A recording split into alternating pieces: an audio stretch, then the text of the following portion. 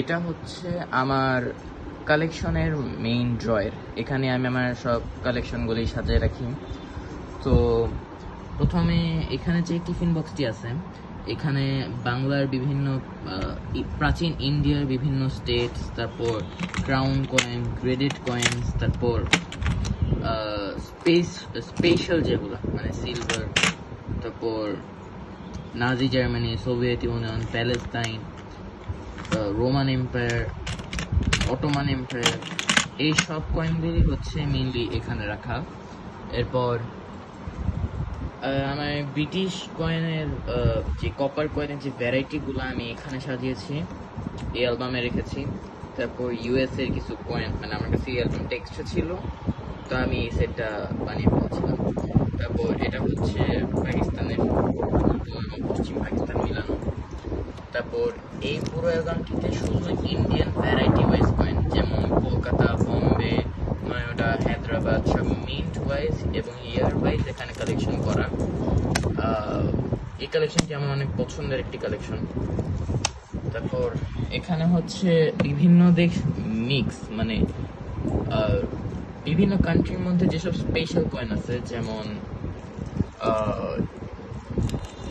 বিভিন্ন, মানে আমার কাছে অনেক স্পেশাল। তারপর কিছু সেটও আছে লাস্টে, যেমন মালয়েশিয়ান সেট, সুইজারল্যান্ড সেট, তারপর সাউথ আফ্রিকা, উগান্ডা, এইসবের বিভিন্ন সেট আমি বানিয়ে রেখেছি। তারপর এই অ্যালবামটি হচ্ছে মেইনলি সব বাই মেটাল নিয়ে। বিভিন্ন দেশের আমার কাছে বেশি না, মাত্র 60 পিস বাই মেটাল আছে। তো ওই 60 পিস বাই মেটালের এই কালেকশনটি, এটাও আমার পছন্দের একটি কালেকশন।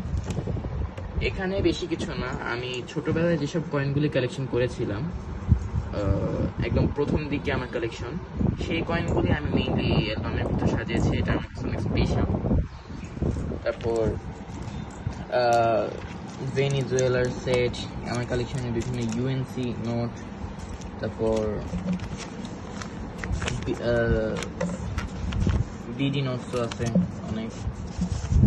তারপর